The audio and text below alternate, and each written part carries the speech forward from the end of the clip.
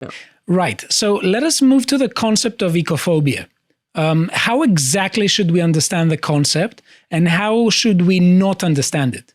And I'm asking this because very frequently it seems to me that when people introduce a concept, there are many interpretations of it, and there are better and worse interpretations. So how should we understand it, and how we should definitely not understand it as? Well, oikophobia, the basic understanding of it should simply be that it is that cultural self-hate that it develops as a civilization has reached maturity, as a Western civilization has reached maturity, certainly, and that it is the opposite of xenophobia, that is to say, as opposed to despising or disliking or fearing foreigners, one despises or dislikes or fears one's own culture, one's own countrymen, sometimes also.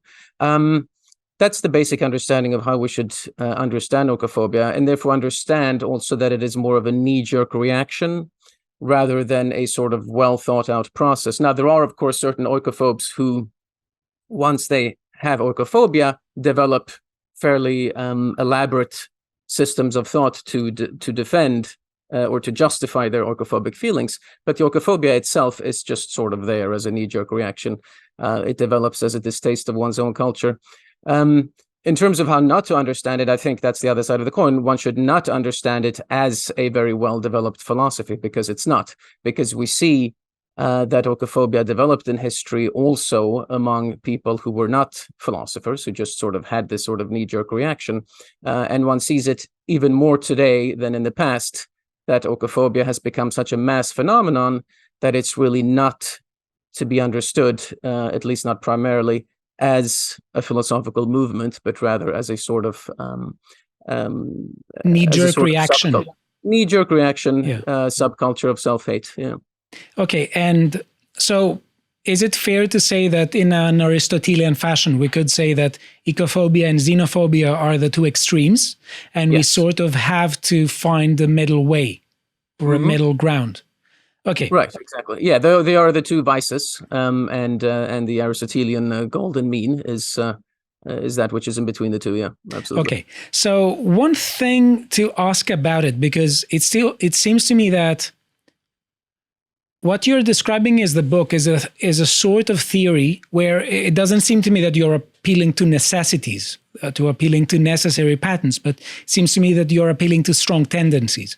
And this is the way also I like to think about historical events and tendencies. That when does oikophobia arise? It seems to me that in the book, you say that there is a trajectory in the history of human civilizations, and first we have the development of xenophobia, and then the development of oikophobia, and it is sort of a natural process. Is that an accurate description? Do you want to add more to that and expand on it? Yeah. So it does develop as once a society has, and you touched a little bit upon this in your conversation with Carl, that essentially oikophobia is what arises once a civilization has eliminated exterior enemies, has achieved a level of security and wealth and leisure, so that a leisure class can develop that starts focusing on the own culture's vices, as opposed to focusing on the vices of the enemy. When the enemy, the exterior enemy, is still very present, of course, one has to focus on them. Once they recede into the background, it becomes possible to focus on one's own shortcomings. And so, in that sense, oikophobia is a very natural, quote-unquote, natural thing that arises. When you talk about determinism in history and so on, that's actually why I write the epilogue in the at the end of the book to sort of address that issue. There are two. I guess you said you wanted to kind of get to that maybe a little later. Let's leave that for the end if you want. But by all means, finish your. Basically, I was going to say there are two levels of there are basically two levels of discourse when it comes to this particular issue. One can have the more stringently deterministic level of discourse, which is to say, if there's no free will, then of course things just happen as they happen.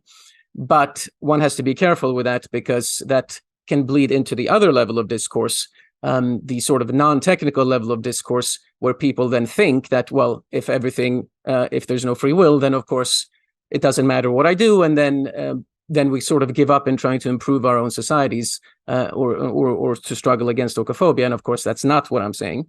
And so when we talk about tendencies, and I also criticize Marx, right, in other contexts for always using the word Gesetz, right, law, when it comes to history, whereas we really should be speaking of tendencies, because when we speak of tendencies, we can at least, even if it's difficult, we can at least realize that it's at least possible for us to have a positive influence on the societies in which we live and to try to affect things in a good direction.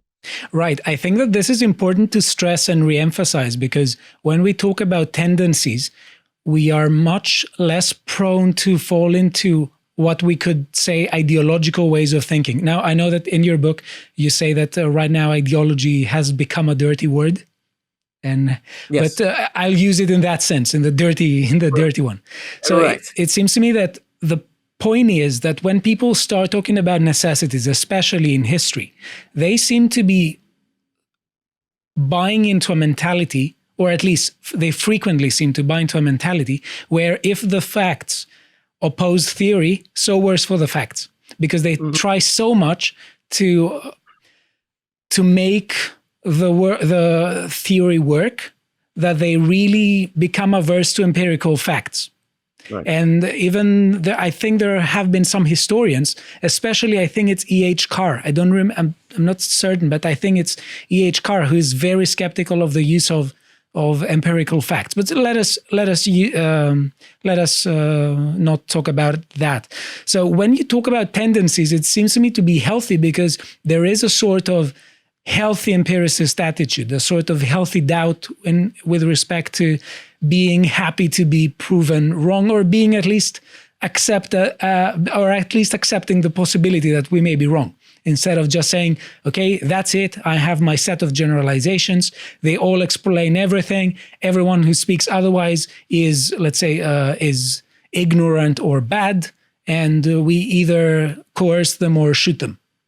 That there can be tyrannical tendencies when we start talking about necessities. And that is why I think that many people embrace the more empirical attitude, especially in the Anglosphere of the 20th century. Now, back to the concept of oikophobia. It seems to me to involve the idea that the oikophobia has the attitude of rejecting national loyalties. Is that an accurate way of putting it? Yes, definitely. So the main question here is, how do we understand national loyalties? Because I want to say the following. To my mind, it seems sort of obvious. But there is a question with respect to how the concept of oikophobia can be used in dialogue. Because I was talking about this with a friend of mine who is very left-wing. In Greece, and he says, but there's no such thing as oikophobia. I said, of course there is. You are the major oikophobe I know. And he was saying, no, I am in favor of the nations, just that we understand national loyalties and national interests differently. And to my mind, the way he understands it is completely mistaken. But so that is the question: how do we use the concept of oikophobia in public discussion? Is it a concept that when we use it, people who are, let's say, the oikophobes we have in mind will accept it? Or will they say, no, you have a bad idea of what national loyalties are. You have a bad and distorted idea of national interest. And so we are not against our culture. We are against some features of our culture and in favor of others. So what would you say about this? How should we react? Is it a concept that can be used only among, let's say, a particular group, or can it be used for public discussion, for the purposes of public discussion more? Yeah.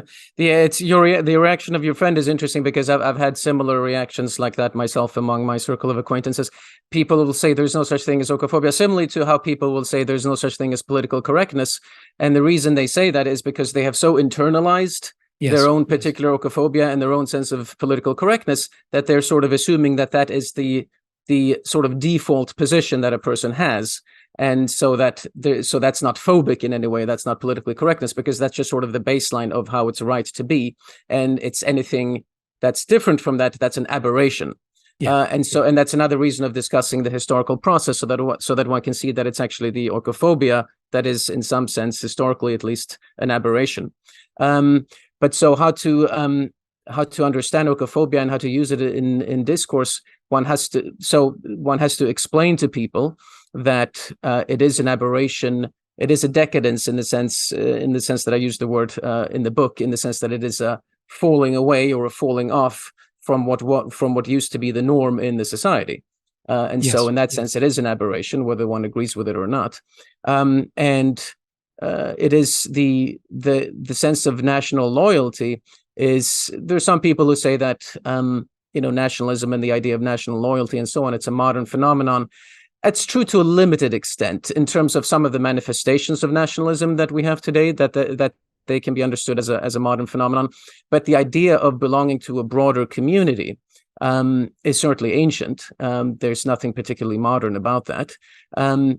Certain ancient societies may not have had national anthems and flags the way we have them.